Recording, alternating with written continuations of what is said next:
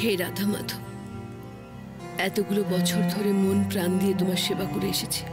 অনেক সুখ দুঃখের মধ্যে দিয়েও তুমি আমাকে তোমার আশীর্বাদ থেকে কখনো বঞ্চিত করনি। এবার আমাকে অন্য সংসারে যেতে হচ্ছে, যেটা আমার নিজের সংসার। সেখানে তোমার এই বিগ্রহ হয়তো আমার চোখের সামনে থাকবে না, কিন্তু তুমি আমার মন জুড়ে, হৃদয় জুড়ে থাকবে। সুখে দুঃখে বিপদে আমি তোমাকেই স্মরণ করব, তোমাকেই প্রণাম জানিয়ে আশীর্বাদ চাইব। কোনোদিন তোমার কৃপা থেকে আমাকে বঞ্চিত করো না ঠাকুর।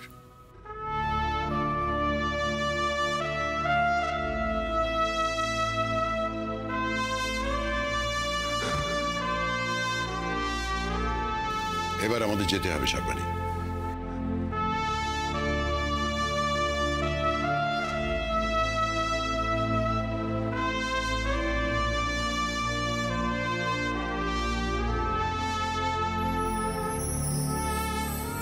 তোরা একটু দেখিস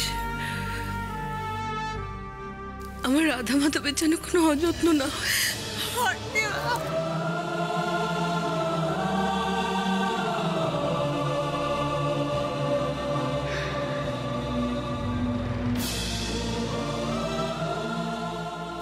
আমি তো দূরে কোথাও যাচ্ছি না, বল। এই তো কাছেই থাকবো তোদের। যখন ইচ্ছা হবে চলে আসবি আমার কাছে। আসবি তো?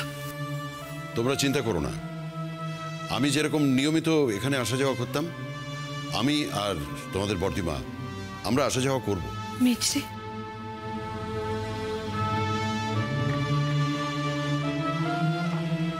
এই পরিবারের জন্য, এই বাড়ির সকলের জন্য যতখানি স্বার্থ ত্যাগ তুই করেছিস ততটা কেউ করে না রে মা, কেউ না।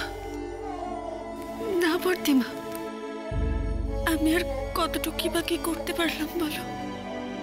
যতটুকু করেছিস, যা করেছিস, সেটা আমরা সবাই চিরকাল মনে রাখবো। যবে থেকে বউ হয়ে বাড়িতে পা রেখেছিস তবে থেকে সবাই তোকে ভুল বুঝেছিল।